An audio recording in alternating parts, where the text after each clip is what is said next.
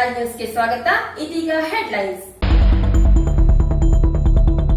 1 ಕೋಟಿ ರೂಪಾಯಿ ಮೊತ್ತದ ಧರ್ಮಕೆರೆ ಅಭಿವೃದ್ಧಿಗೆ ಚಾಲನೆ ನೀಡಿದ ಶಾಸಕ ಭೀಮಣ್ಣ ನಾಯ್ಕ್. ಅರಣ್ಯವಾಸಿಗಳ ಮೇಲೆ ಅರಣ್ಯ ಸಿಬ್ಬಂದಿಗಳು ಎಸಗಿರುವ ದೌರ್ಜನ್ಯವನ್ನು ಹೋರಾಟಗಾರರ ವೇದಿಕೆಯ ಅಧ್ಯಕ್ಷ ಖಂಡಿಸಿರುವ ರವೀಂದ್ರ ನಾಯ್ಕ್. ಭೂಕುಸಿತದಿಂದ ರಸ್ತೆ ಸಂಪರ್ಕ ಕಳೆದುಕೊಳ್ಳಲಿರುವ ಮತ್ತಿಘಟ್ಟದ ಗ್ರಾಮಸ್ಥರ ನೆರವಿಗೆ ಸರ್ಕಾರ ಕೂಡಲೇ ಬರುವಂತೆ ಆಗ್ರಹಿಸಿ ಬಿಜೆಪಿ ಮುಖಂಡ ಅನಂತಮೂರ್ತಿ ಹೆಗಡೆ. ಪ್ರಗತಿಪರ ಕೃಷಿಕ ಸುಬ್ರಾಯ ಗಣೇಶ್ ಹೆಗಡೆ ಇನ್ನು ನೆನಪು ಮಾತ್ರ.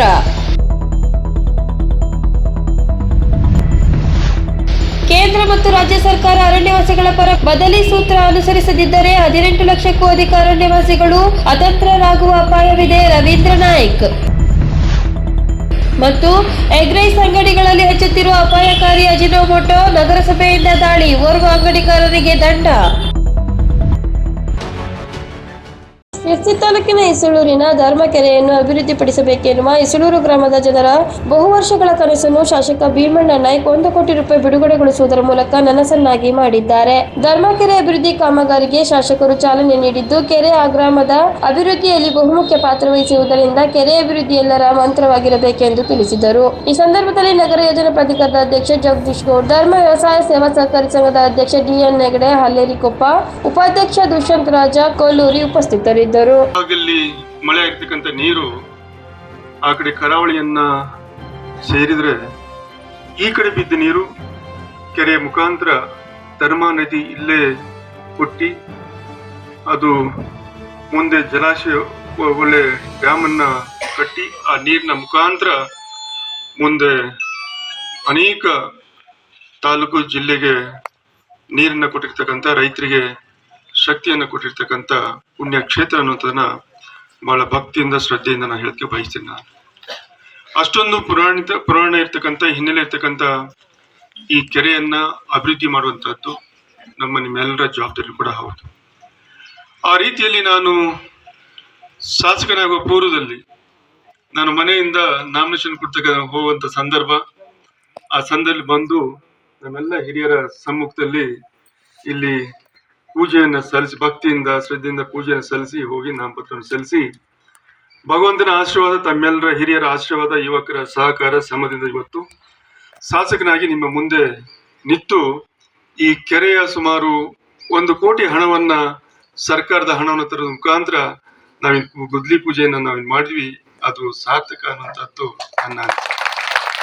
ಇದು ಇಷ್ಟಕ್ಕೆ ನಿಂತಿರುವಂತದ್ದಲ್ಲ, ಇದು ಇಷ್ಟಕ್ಕೆ ತೃಪ್ತಿಯಾಗಿರುವಂತದ್ದಲ್ಲ.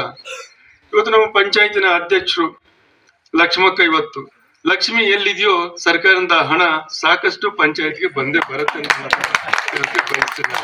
ಹಾಗಾಗಿ ಈ ಹಿಂದೆ 1 ವಾರ 16 ದಿವಸ ಹಿಂದೆ ಸುಮಾರು ಇಲ್ಲಿ ಇವರ ಪಂಚಾಯತ್ ವ್ಯಾಪ್ತಿಯಲ್ಲಿ ರಸ್ತೆಯ ಗುದ್ಲಿ ಪೂಜೆಯನ್ನು, ಸಾಕಷ್ಟು ಹಣವನ್ನ ಗುದ್ಲಿ ಪೂಜೆಯನ್ನು ಕೂಡ ನಾವು ಮಾಡಿದ್ವಿ. ನಾವು ಅದೇ ರೀತಿ ಇವತ್ತು ಇಲ್ಲಿ ಕೂಡ 1 ಕೋಟಿ ಗುದ್ಲಿ ಪೂಜೆನ ಇಲ್ಲಿ ಮಾಡಿದ್ವಿ. ಇದೇ ಪಂಚಾಯತ್ ವ್ಯಾಪ್ತಿಯಲ್ಲಿ ಮುಂದೆ ಒಕ್ಕಲಕೊಪ್ಪದಲ್ಲಿ ಕೂಡ 20 ಲಕ್ಷ ರೂಪಾಯಿ ಹಣದಲ್ಲಿ ನಾವು ಅಲ್ಲಿ ಕೂಡ ಇದೇ ರೀತಿಯ ಕೆರೆ ಅಭಿವೃದ್ಧಿಗೆ ಹಣವನ್ನು ಹಾಕಿದ್ವಿ.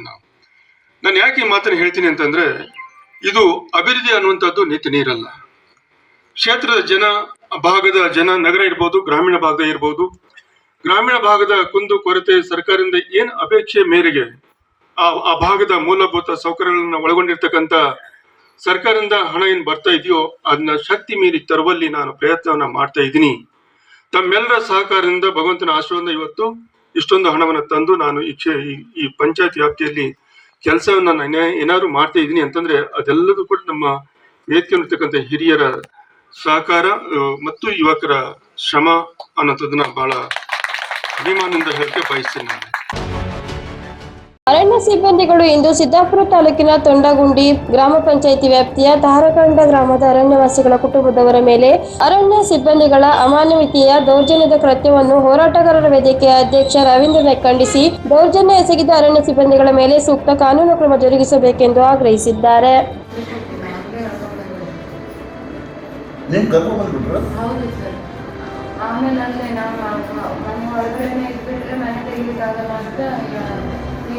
ಮೈ ಮುಟ್ಲಿಲ್ಲ. ಅವರು ಮೇಡಮ್ ಇದ್ರು, ಅವರು ನಾನು ಹೇಳ್ಕೊಂಡು ಮನೆಗೆ ಬಂದರು.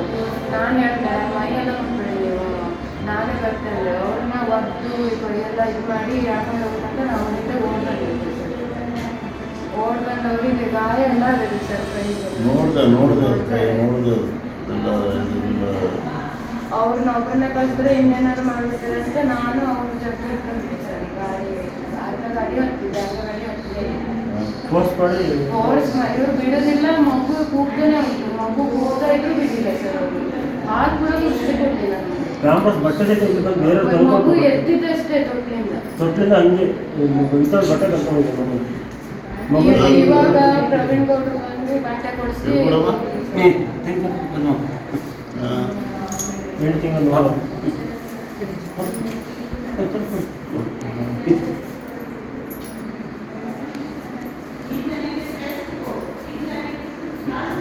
ಹೇಳಿದೆ ಸರ್. ಅಪ್ಪನಾದ್ರೂ ಬರಲಿ, 5 ನಿಮಿಷ ಇರಿ ಸರ್, ಏನಾದ್ರು ಮಾಡ್ತೀವಿ ಅಂತ. ಇಲ್ಲ ನೀವು ಬರಲೇಬೇಕು ಹಾಗೆ ಅಂತ ಎಲ್ಲರೂ ಇದ್ರು ಸರ್. 30 ಜನ ಬಂದಿದ್ರು ಸರ್. ಒಬ್ಬರೇ ಮೇಡಮ್ ಅಷ್ಟೇ ಬಂದಿದ್ರು. 30 ಜನ ಬಂದಿದ್ರು.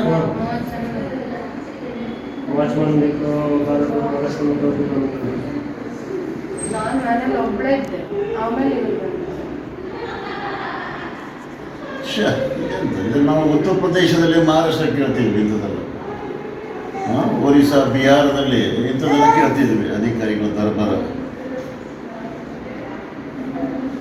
ಕಾಲ್ ಮಾಡ್ಲಿಕ್ಕೂ ಕೊಡಲ್ಲ, ಅಕ್ಕ ಕೇಳ್ತಿರಲ್ಲ, ಅಕ್ಕನ ಬರ್ಲಿಕ್ಕೆ ಕೊಡಲ್ಲ, ಇವ್ರಿಗೆ ಮಾತಾಡ್ಲಿಕ್ಕೆ ಬಿಡಲ್ಲ. ನೀವು ಹೇಳ್ಕೊಂಡೇ ಹೋಗ್ತಾರೆ ಸರ್. 4-5 ಜನ ಸೇರಿ ಒದ್ದಿ. ಹೌದು ಸರ್, ಒದ್ದಿದ್ದೇನೆ. ಅವ್ರಿಗೆ ಮಾಡೋದು ನೋಡಿ ನಾನು ಸೀಮೆಣ್ಣೆ ತಗೊಂಡು ಬೆಂಕಿ ಹಾಕೊಂಡ್ಬಿಡ್ತೇನೆ ಸರ್. ಮಗುನ ಹಚ್ಕೊಂಡು ಸೀಮೆಣ್ಣೆ ತಗೊಂಡಿದ್ದೆ ಸರ್. ನಾನು ಮೈಗೆ ಹಚ್ಕೊಂಡು ಬಿಡ್ತೇನೆ. ಅವ್ರಿಗೆ ಒದ್ದಿದ್ದೆಲ್ಲ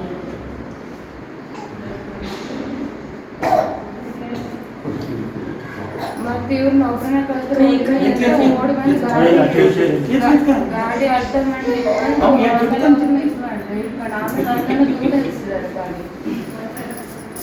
ಅವಳಿಗೆ ಬರುವಾಗ ಪ್ರಜ್ಞೆ ತಪ್ಪಿದ್ರು ಸರ್. ಆಫೀಸ್ಗೆ ಕರ್ಕೊಂಡು ಹೋಗ್ತಿದ್ದಾರೆ. ಏನು ಸ್ವಲ್ಪ ನಿಲ್ಲಿಸಿ ಅವಳಿಗೆ ಏನೋ ನೀರು ಹಾಕೋದ್ರೆ ಏನೋ ವ್ಯವಸ್ಥೆ ಮಾಡ್ತೇವೆ.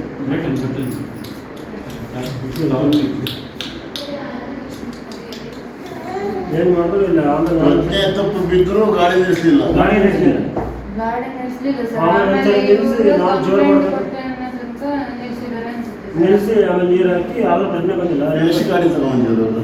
ಒಂದೇ ಗಾಡಿ, ಒಂದು ಜೀಪು, ಬಾಕಿಯೆಲ್ಲ ಬೈಕ್. 30 ಜನ ಬಂದಿದ್ರು. ಯೂನಿಫಾರ್ಮ್ದಲ್ಲಿ ಇದ್ರು.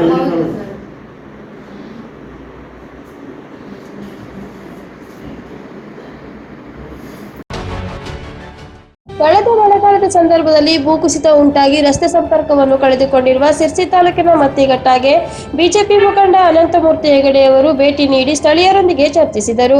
ಈ ಸಂದರ್ಭದಲ್ಲಿ ಮಾತನಾಡಿದ ಅವರು, ಭೂಕುಸಿತವಾಗಿ ಇಷ್ಟು ದಿನಗಳಾದರೂ ಶಾಸಕರು ಇಲ್ಲಿಗೆ ಆಗಮಿಸಿ ಜನರ ಕಷ್ಟ ಕಾರ್ಪಣ್ಯ ಕೇಳದಿರುವುದು ಖೇದಕರ ಸಂಗತಿಯಾಗಿದೆ. ಶಾಸಕರು ಕೂಡಲೇ ಅಧಿಕಾರಿಗಳೊಂದಿಗೆ ಸ್ಥಳಕ್ಕೆ ಬಂದು ಮುಂದೆ ಸಂಭವಿಸಬಹುದಾದ ಸಮಸ್ಯೆಗೆ ಕ್ರಮ ಕೈಗೊಳ್ಳಬೇಕೆಂದು ಆಗ್ರಹಿಸಿದರು. ಕೆಳಗಡೆ ಇದ್ದವ್ರು ಮೇಲ್ಗಡೆ ಹೋಗ್ಲಿಕ್ಕೆ ಸಾಧ್ಯ ಆಗೋದಿಲ್ಲ. ಆಮೇಲೆ ಇಷ್ಟಾದರೂ ಕೂಡ ಜನಪ್ರತಿನಿಧಿಗಳು ಇಲ್ಲಿ ಶಾಸಕರು ಈ ಸ್ಥಳಕ್ಕೆ ಬಂದಿರೋದಿಲ್ಲ. AC ಅವರು ಬಂದಿಲ್ಲ, ತಹಸೀಲ್ದಾರ್ ಬಂದರೂ ಕೂಡ ಯಾವುದೇ ರೀತಿಯ 1 ರೂಪಾಯಿನೂ ಕೂಡ ಪರಿಹಾರವನ್ನು ಕೂಡ ಕೊಟ್ಟಿಲ್ಲ ಅನ್ನುವಂಥದ್ದು ನಿಜಕ್ಕೂ ಕೂಡ ದುಃಖಕರವಾದ ವಿಚಾರ. ಇಷ್ಟಾಗಿಯೂ ಕೂಡ ಇನ್ನೇನು 3 ತಿಂಗಳಲ್ಲಿ ಮಳೆಗಾಲ ಪ್ರಾರಂಭ ಆಗ್ತದೆ. ಈ ವಾತಾವರಣ ನೋಡಿದ್ರೆ ಮತ್ತೆ ಗುಡ್ಡ ಕುಸಿತ ಉಂಟಾಗ್ತದೆ. ಇಲ್ಲಿ ಗುಡ್ಡ ಕುಸಿತ ಆಯಿತು ಅಂತಂದರೆ ಖಂಡಿತವಾಗಿ ಸಂಪರ್ಕ ತಪ್ಪು ಹೋಗ್ತದೆ. ಆದ್ದರಿಂದ ಸರ್ಕಾರ ತಕ್ಷಣ ಗಮನವಹಿಸಿ ಶಾಸಕರು ಈ ಸ್ಥಳಕ್ಕೆ ಬಂದು, ಜಿಲ್ಲಾಧಿಕಾರಿಗಳು ಈ ಸ್ಥಳಕ್ಕೆ ಬಂದು ಸಮಸ್ಯೆಯನ್ನು ಅರ್ಥ ಮಾಡಿಕೊಂಡು ಪರಿಹಾರ ಕೊಡಿಸಬೇಕು ಅಂತ ಕೇಳ್ಕೊಳ್ತಾ ಇದ್ದೇವೆ. ರೋಡ್ ಪೂರ್ಣ ಭೂಕುಸಿತವಾಗಿತ್ತು. ಇದಕ್ಕೆ ಪಂಚಾಯತ್ ವತಿಯಿಂದ ಅನುದಾನ ಸಾಕಾಗದೆ ಮೇಲೆ ಎಲ್ಲ ತಾಲೂಕು ಮತ್ತು ಜಿಲ್ಲೆಗಳಿಗೆ ಮತ್ತು ಶಾಸಕರಿಗೆಲ್ಲ ಅರ್ಜಿ ಸಲ್ಲಿಸಿದಾಗಲೂ ಕೂಡ ಏನು ಇದಕ್ಕೆ ಉತ್ತರ ಸ್ಪಂದನೆ ಸಿಗ್ತಾ ಇಲ್ಲ. ಹಾಗಾಗಿ ಊರ ಜನರೇ ಸೇರಿ ನಾವು ರೋಡ್ಗಳನ್ನು ಮಾಡ್ಕೊಂಡಿದ್ದೇವೆ. ಇದಕ್ಕೆ ಹೆಚ್ಚಿನ ಅನುದಾನ ಮಾಡಿಕೊಡಿ ಅಂತ ನಾನು ಕೇಳ್ಕೊಡ್ತೀನಿ. ಸಿಕ್ಕಾಪಟ್ಟೆ ಕಷ್ಟ ಆಗ್ತಾ ಇದೆ. ಈಗ 3 ತಿಂಗಳ ಕಳೆದ್ರೆ ನಮಗೆ ತಿರುಗಾಡಲಿಕ್ಕೆ ದಾರಿ ಇಲ್ಲ, ರೋಡ್ ಇಲ್ಲ. ಏನಾದರೂ ಗರ್ಭಿಣಿ ಹೆಸ್ತರಿಗೆ, ವಯಸ್ಸಾದವರಿಗೆ ನಮಗೆ ಗಾಡಿಗೆ ತಗೊಂಡು ಹೋಗುವ ಅಂದರೆ ನಾವು ತಲೆ ಮೇಲೆ ಮೈ ಮೇಲೆ ಹಿಂಗೆ ಹೊತ್ಕೊಂಡು ಹೆಂಗಸರು ಮಕ್ಕಳು ಎಲ್ಲ ಹೊತ್ಕೊಬಂದು ರೋಡಿಗೆ ತಗೊಂಡೋಗಿ ಆಸ್ಪತ್ರೆ ಮುಟ್ಟುವಂಥ ಪರಿಸ್ಥಿತಿ ಆಗಿದೆ ನಮಗಿಲ್ಲಿ. ಅಲ್ಲ, ನೀವು ಶಾಸಕರಿಗೆ ತಿಳಿಸಿದ್ದೀರಾ? ತಿಳಿಸಿದ್ದೇವೆ, ಆದರೆ ಅವರು ಇನ್ನೂ ಬರಲಿಲ್ಲ. ಯಾವಾಗ ಬರ್ತಾರೋ ನಾವು ಗೊತ್ತಿಲ್ಲ ಸರ್. ನಿಮ್ಮ ಹೆಸರೆಂತು? ರೇಣುಕಾ. ಇದಾಗಿ ಎಷ್ಟು ವರ್ಷ ಆಯ್ತು? ಈಗ 3 ತಿಂಗಳ ಕಳೆದ್ರೆ 2 ವರ್ಷ ಆಯಿತು ಸರ್. ಆಗಿ 2 ವರ್ಷ ಆಯಿತು. ಎರಡನೇ ಬಾರಿ ಈಗ ಕುಸಿತ. ತುಂಬ ಕಷ್ಟ ಅಂದರೆ ತುಂಬ ಕಷ್ಟ ಆಗ್ತಾ ಇದೆ. ಒಂದು ಮಳೆ ಬಿತ್ತು ಹೇಳಾದರೆ ನಮಗೆ ನಡಿಲು ಕೂಡ ಕಷ್ಟ. ವಾಹನ ಹೋಗುದಿಲ್ಲ, ಒಂದೇ ಸೇತುವೆ ಇದೆ. ಆದರೂ ಕೂಡ ನಾವೇ ಸ್ಥಳೀಯರೆಲ್ಲ ಸೇರಿ ಎಲ್ಲ ಇಷ್ಟು ಮಾಡೋದು. ಆದರೂ ನಮ್ಮ ಸ್ಥಳಕ್ಕಿಲ್ಲಿ ಏನಾಗಿದೆ ಅಂತ ಹೇಳಲಿಕ್ಕೆ ಯಾರೇನು ಬರಲಿಲ್ಲ, ಇನ್ನೂವರೆಗೂ ಯಾರು ಬರಲಿಲ್ಲ. ಹೋಗಿ ಹೇಳಿದರೂ ಕೂಡ ಇಲ್ಲಿ ಬಂದು ನಮ್ಮದು ಇದ್ರೋ ಇಲ್ವೋ ಹೇಳೋ ಪರಿಶೀಲನೆ ಮಾಡಲಿಲ್ಲ, ಬಂದೂ ಇಲ್ಲ, ಇವತ್ತಿನವರೆಗೆ ಕೇಳಲಿಲ್ಲ. ಮಳೆಗಾಲದಲ್ಲಂತೂ ತುಂಬ ಕಷ್ಟ. ಒಂದು ಮಳೆ ಬಿತ್ತೋಳಾದರೂ ತುಂಬ ತಲೆವಜ್ಜೆ ಮೇಲೆ ಹೋಗುವಂಥದ್ದು. ಈ ಕಾಲ ಬಂದಲ್ಲೂ ಯಾವುದೇ ನಿಮಿನ ಇದೆ. ನಾವು ಹೋಗೋ ಅಲ್ಲಿ ಶಾಸಕರಲ್ಲಿ ಕೇಳ್ಕೊಂಡ್ರೂ ಕೂಡ ಬಂದಿಲ್ಲ, ಇನ್ನು ಸ್ಪಂದಿಸಲಿಲ್ಲ ಯಾವುದೇ ಇದು ಕೂಡ. ಹೆಸರೇನಂದ್ರೆ ನಿಮ್ಮದು? ಶಾಲೆ ಗಣಪತಿ ಸಿದ್ಧಿ. ಸಿದ್ದಾಪುರ ತಾಲೂಕಿನ ಸಂಪಗೋಡ ಗ್ರಾಮ ವಾಜಗದ್ದೆ ಸಮೀಪದ ಮತ್ತಿಗಾರಿನ ಪ್ರಗತಿಪರ ಕೃಷಿಕರಾಗಿದ್ದ ಸುಬ್ರಾಯ್ ಗಣೇಶ್ ಹೆಗಡೆ ಗುರುವಾರ ಬೆಳಗ್ಗೆ ಜಾವ ಸ್ವಗೃಹದಲ್ಲಿ ಮೃತರಾಗಿದ್ದಾರೆ. ವಾಜಗದ್ದೆಯ ಶ್ರೀ ದುರ್ಗಾ ವಿನಾಯಕ ದೇವಾಲಯದ ಅಭಿವೃದ್ಧಿ ಸಮಿತಿಯ ಸಲಹೆಗಾರರಾಗಿ ಸೇವೆ ಸಲ್ಲಿಸಿದ್ದ ಶ್ರೀಯುತರು ಯಕ್ಷಗಾನ ಕಲಾವಿದರ ಕುಟುಂಬದ ಸದಸ್ಯರಾಗಿ ಹವ್ಯಾಸಿ ಯಕ್ಷಗಾನ ಕಲಾವಿದರಾಗಿಯೂ ಗುರುತಿಸಿಕೊಂಡಿದ್ದರು. ಕೃಷಿಯಲ್ಲಿ ವಿಶೇಷ ಅನುಭವ ಹೊಂದಿದ್ದ ಇವರ ಜ್ಞಾನವನ್ನು ಸಾಕಷ್ಟು ಜನರು ಬಳಸಿಕೊಂಡು ಪ್ರಯೋಜನ ಪಡೆದಿದ್ದರು. ಮೃತರು ಪತ್ನಿ, ಪುತ್ರ, ಲೋಕಧನಿ ಸಂಪಾದಕ ನಾಗರಾಜ್ ಮತ್ತಿಗಾರ, ಓರ್ವ ಪುತ್ರಿ ಸೇರಿದಂತೆ ಅಪಾರ ಬಂಧು ಬಳಗವನ್ನು ಅಗಲಿದ್ದಾರೆ. ಸುಬ್ರಾ ಹೆಗಡೆಯವರ ಅಂತಿಮ ದರ್ಶನ ಪಡೆದಿರುವ ಸ್ಥಳೀಯ ಟಿಎಸ್ಎಸ್ ಅಧ್ಯಕ್ಷ ಆರ್ಎಂ ಹೆಗಡೆ ಬಾಳೇಸರ, ಸಾಹಿತಿ ಜಿಜಿ ಹೆಗಡೆ ಬಾಳಗೋಡ ಹಾರ್ಸಿಕಟ್ಟ, ಸೇವಾ ಸಹಕಾರಿ ಸಂಘದ ಅಧ್ಯಕ್ಷ ಅನಂತ ಹೆಗಡೆ ಗೊಂಟನಾಳ, ಯಕ್ಷಗಾನ ಅರ್ಥಧಾರಿ ಪಿವಿ ಹೆಗಡೆ ಹೊಸಗದ್ದೆ, ಪರಿಸರ ಕಾರ್ಯಕರ್ತ ನರೇಂದ್ರ ಹೊಂಡಗಾಶಿ ಸೇರಿದಂತೆ ಸಿರ್ಸಿ, ಸಿದ್ದಾಪುರ ಹಾಗೂ ಸಾಗರ ಭಾಗದ ಅನೇಕ ಗಣ್ಯರು ಮೃತರ ಅಂತಿಮ ದರ್ಶನ ಪಡೆದು ಸಂತಾಪ ವ್ಯಕ್ತಪಡಿಸಿದ್ದಾರೆ. ಅರಣ್ಯ ಹಕ್ಕು ಕಾಯ್ದೆ ಅಡಿಯಲ್ಲಿ ಭೂಮಿ ಹಕ್ಕಿಗೆ ಸಂಬಂಧಿಸಿ ಕೇಂದ್ರ ಮತ್ತು ರಾಜ್ಯ ಸರ್ಕಾರ ಅರಣ್ಯವಾಸಿಗಳ ಪರ ಬದಲಿ ಪರಿಹಾರ ಸೂತ್ರವನ್ನು ಹೆಚ್ಚುವರಿ ಅಫಿಡವಿಟ್ ಮೂಲಕ ಸುಪ್ರೀಂ ಕೋರ್ಟ್ಗೆ ಸಲ್ಲಿಸದಿದ್ದರೆ ದೇಶದಾದ್ಯಂತ 18 ಲಕ್ಷಕ್ಕೂ ಹೆಚ್ಚಿನ ಅರಣ್ಯವಾಸಿಗಳ ಕುಟುಂಬ ಅತಂತ್ರವಾಗಬಹುದು ಎನ್ನುವ ಆತಂಕವನ್ನು ಅರಣ್ಯ ಅತಿಕ್ರಮಣದಾರರ ನಾಯಕ ರವೀಂದ್ರ ನಾಯ್ಕ್ ಅವರು ಹೋರಾಟಗಾರರ ವೇದಿಕೆ ಕಾರ್ಯಾಲಯದಲ್ಲಿ ರಾಜ್ಯ ಮಟ್ಟದ ಅರಣ್ಯವಾಸಿಗಳ ಕಾನೂನು ಜಾಗೃತ ಜಾಥಾದ ಕುರಿತು ಏರ್ಪಡಿಸಲಾಗಿದ್ದ ಕ್ರಿಯಾ ಯೋಜನೆ ಸಭೆಯಲ್ಲಿ ಮಾತನಾಡಿದರು. ಪ್ರದೇಶದಲ್ಲಿ ಅರಣ್ಯೀಕರಣ ಮಾಡಬೇಕಂತ ಹೇಳಿ ದೇಶದ 8 ಪರಿಸರ ಸಂಘಟನೆಗಳು ಮಾನ್ಯ ಸರ್ವೋಚ್ಚ ನ್ಯಾಯಾಲಯದಲ್ಲಿ ಏನು ಸಾರ್ವಜನಿಕ ಹಿತಾಸಕ್ತಿ ಅರ್ಜಿಯನ್ನು ದಾಖಲಿಸಿ ಮಾಡಿದಾರ. ಅದರ ಅಂತಿಮ ವಿಚಾರಣೆ ಇದೇ ಏಪ್ರಿಲ್ 2ನೇ ತಾರೀಕಿಗೆ ವಿಚಾರಣೆಗೆ ಬರ್ತಾ ಇದೆ. ಈ ಸಂದರ್ಭದಲ್ಲಿ ನಾವು ಕೇಂದ್ರ ಮತ್ತು ರಾಜ್ಯ ಸರ್ಕಾರಕ್ಕೆ ಕೇಳಿಕೊಳ್ಳುವ ವಿನಂತಿಗಳೇನಂತ ಹೇಳಿದ್ರೆ, ಅರಣ್ಯ ಹಕ್ಕು ಕಾಯ್ದೆ ಅಡಿಯಲ್ಲಿ ಅರಣ್ಯವಾಸಿಗಳ ಪರವಾಗಿ ಮತ್ತು ಪರಿಹಾರೋಪವಾಗಿ ಒಂದು ಹೆಚ್ಚುವರಿ ಪ್ರಮಾಣ ಪತ್ರವನ್ನು ಅಫಿಡವಿಟನ್ನು ಸಲ್ಲಿಸಬೇಕು ಅಂತ ಹೇಳಿ ನಾವು ಸರ್ಕಾರಕ್ಕೆ ಒಂದು ಆಗ್ರಹವನ್ನು ಮಾಡ್ತಾ ಇದ್ದೇವೆ.